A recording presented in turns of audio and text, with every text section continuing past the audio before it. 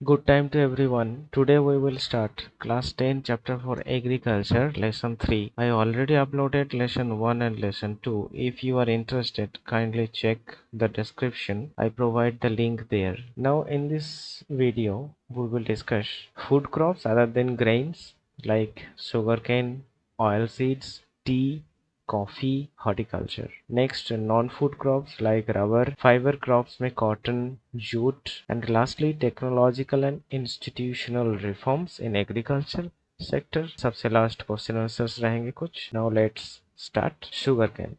Sugarcane is tropical and subtropical crop. It is the main source of sugar, गुड़ और jaggery, खांदसरी and molasses. Temperature इसके लिए 21 degree to 27 degree temperature चाहिए। Hot and humid climate सबसे अच्छा होता है शुगर केन ग्रोन होने के लिए। Water annual rainfall between 75 and 100। Irrigation अगर चाहिए उसी एरिया में जहाँ लो रेनफॉल एरिया है। सॉइल इसके लिए आपको बहुत सारे अलग अलग टाइप्स के सॉइल में भी ये ग्रोन हो जाते हैं, बट इसमें मैनुअल लेबर चाहिए जब इसको लगाए जाते हैं और जब हार्वेस्टिंग किया जाता है, मीन सोन एंड हार्वेस्टिंग के टाइम पे। Producing states like Uttar Pradesh, Maharashtra, Karnataka, Tamil Nadu, Andhra Pradesh, Telangana, Bihar, Punjab, Haryana.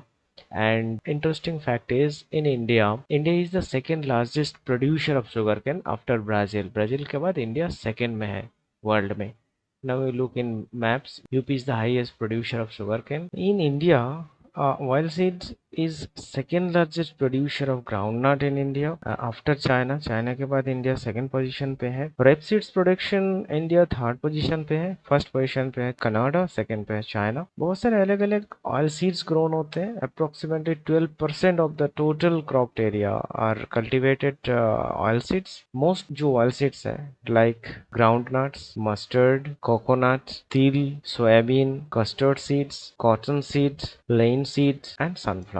Now, some of these are used to raw materials in the production of soap, cosmetics और जो ointments कंपनी है जो प्रोडक्शन है, तो उस प्रोडक्शन में ये रॉ मटेरियल्स के हिसाब से यूज होते हैं. ग्राउंड नट्स के बारे में डिस्कस कर लेते हैं. ये खारीफ क्रॉप्स है. Half of the major oil seed producer in the country. Gujarat largest producer of this ground nut. उसके बाद राजस्थान, तमिलनाडु में भी इसका प्रोडक्शन होते हैं. Line seeds and mustards are rabi crops. Til is a kharif in north and rabi crop in south India. Custard seeds is grown both rabi and kharif. Actually आपके book में एक क्वेश्चन है कि ऑयल सीड्स का डिवीजन कीजिए रबी and kharif के according. Now tea cultivation is an example of plantation agriculture और India second largest producer of tea after China. Climates tea plant grown होने के लिए tropical and subtropical climates चाहिए.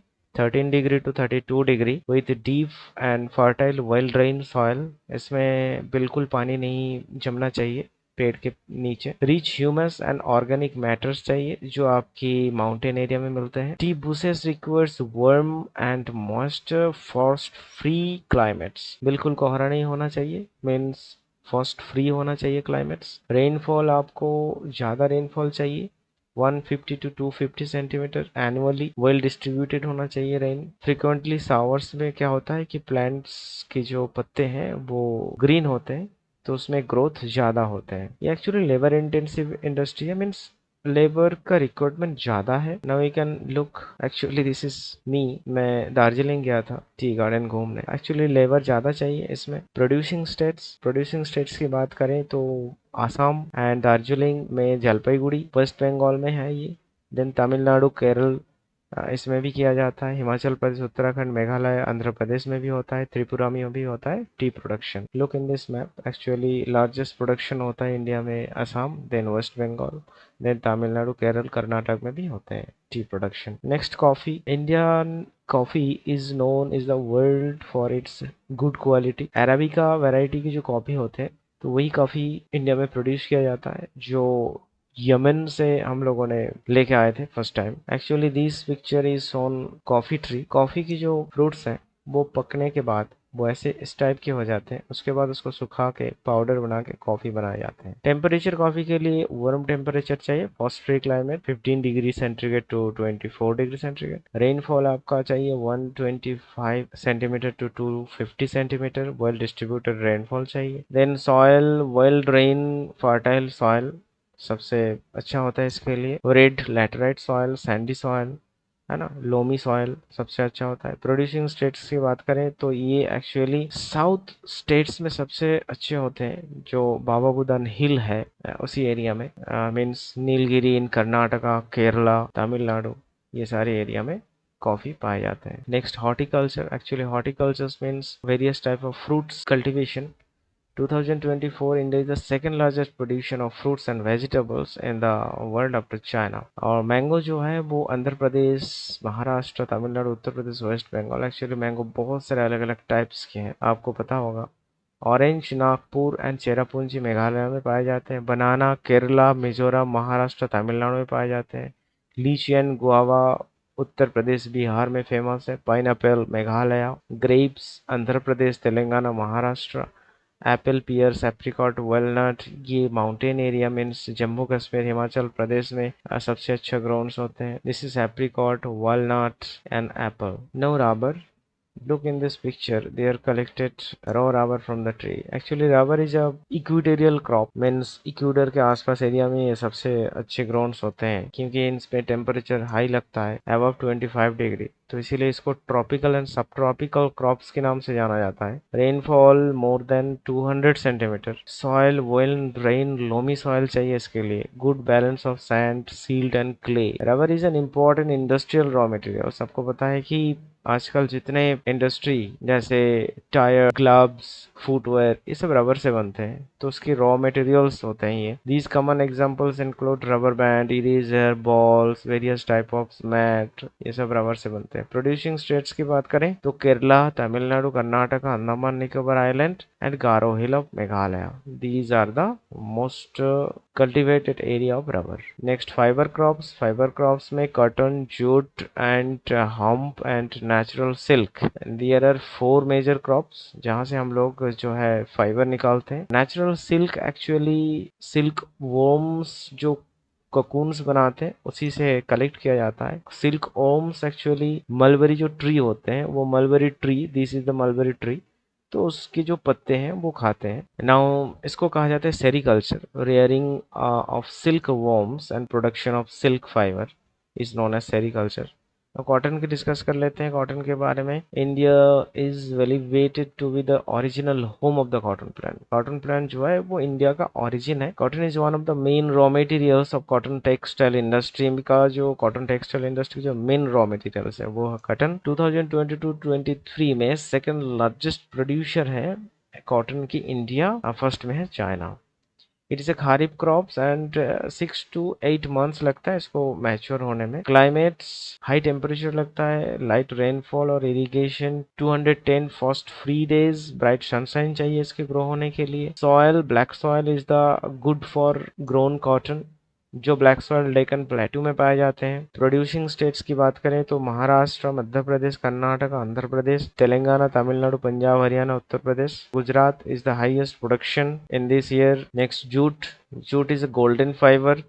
Now this is a jute cultivation, then after cutting and then process के बाद jute से ये fibre निकाला जाता है। फाइबर निकलने के बाद जूट की जो स्टिक होते हैं वो वेरियस टाइप्स ऑफ यूज में लगता है। सॉइल जूट ग्रोन होने के लिए आपको वेल ड्रेन फर्टाइल सॉइल चाहिए। सबसे अच्छा होता है जो फ्लड प्लेन्स है, उस फ्लड प्लेन्स में इसके कल्टीवेशन अच्छे होते हैं। क्लाइमेट चाहिए इनके लिए 24 degree centigrade to 35 degree centigrade temperature, well drain, well distributed rainfall and 1050 millimetre जो रेनफॉल है वो सबसे अच्छा होता है during the sown and early grown stage. Producing states की बात करें तो वेस्ट बंगाल, बिहार, असम, उड़ीसा, मेघालय। जूट्स की यूज होते हैं bags, mats, rope, yarn, carpet, ये सब। Technological and institutional reform, actually this part is very important in prospective of board exam. हर साल क्वेश्चंस आए हैं इसी टॉपिक से। इंडिया एग्रीकल्चरल स्टेट्स है और इस पे अभी भी लोग मानसून के ऊपर डिपेंडेंट है, नेचुरल फर्टिलिटी के ऊपर डिपेंडेंट है, बट जो पॉपुलेशन है वो ग्रोन होते जा रहे हैं, तो इस ग्रोइंग पॉपुलेशन के लिए एक सीरियस चैलेंज हो गए हैं। तो इसीलिए गवर्नमेंट सोच रहे हैं कि कैसे रिफॉर्म्स लाया जाए इस एग्रीकल्चर में। और agriculture is the livelihood for more than 60% of its population, तो एक सीरियस मैटर है और इसमें आपको टेक्निकल एंड इंस्टीट्यूशनल रिफॉर्म्स लाना जरूरी है। So first land reforms after independence, जो 5 ईयर प्लान था उसमें लैंड की रिफॉर्म्स किया गया।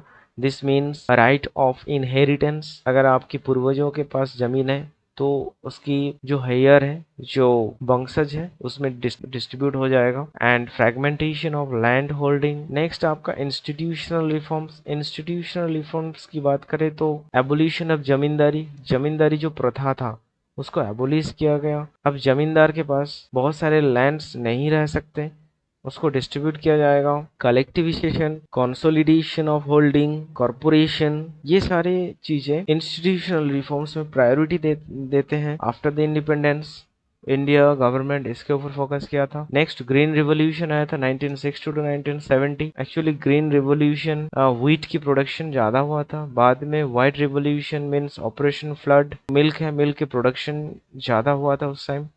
तो ये ग्रीन रिवॉल्यूशन के पीछे गवर्नमेंट का बहुत सारा योगदान था।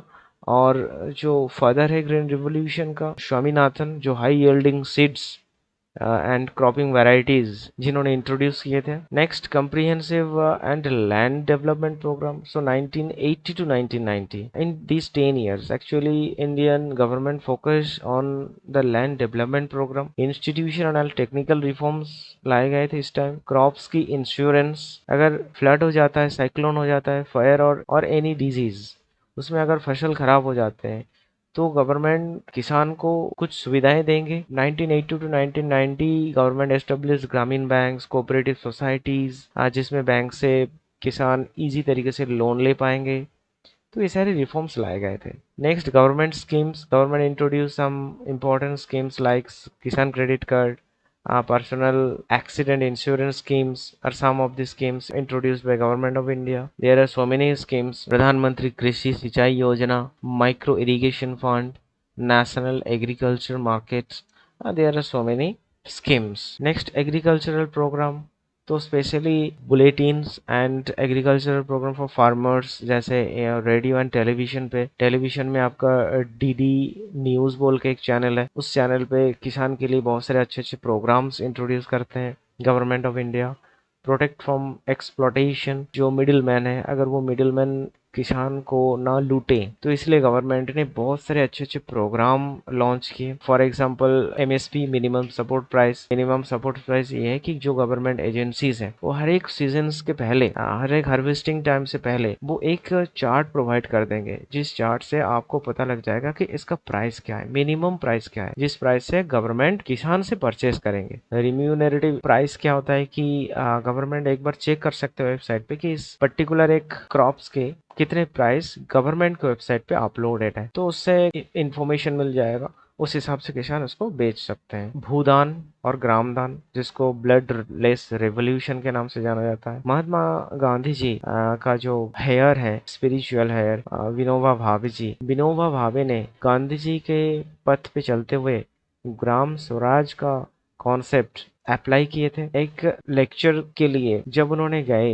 आंध्र प्रदेश में, तब कुछ लैंडलेस पीपल उनके पास आए और डिमांड की कि हम लोगों को कुछ लैंड चाहिए। सडनली उन्होंने तो कुछ नहीं कर पाए, लेकिन उसी टाइम श्री रामचंद्र रेड्डी ने खड़े हो गए और उनके पास जो 80 एकड़ जमीन थे वो डिस्ट्रीब्यूट कर दिए 80 लैंड लेस विलेजर्स को। उसके बाद से शुरू हो गया भूदान, इसी को कहा जाता है भूदान। कुछ जमींदार हैं, कुछ लैंड ओनर्स हैं जिनके पास बहुत सारा ज्यादा लैंड्स होते हैं, तो वो क्या करते हैं, गरीब किसानों को, लैंड लेस पीपल को बांट देते हैं। इसी कॉन्सेप्ट को कहा जाता है ग्रामदान और भूदान। बाद में विनोबा भावे के कॉन्सेप्ट से ये मूवमेंट स्टार्ट हो गया और जिसको कहा जाता है bloodless revolution. Next some question answers. Now by which name is specialised cultivation of fruits vegetables known as horticulture.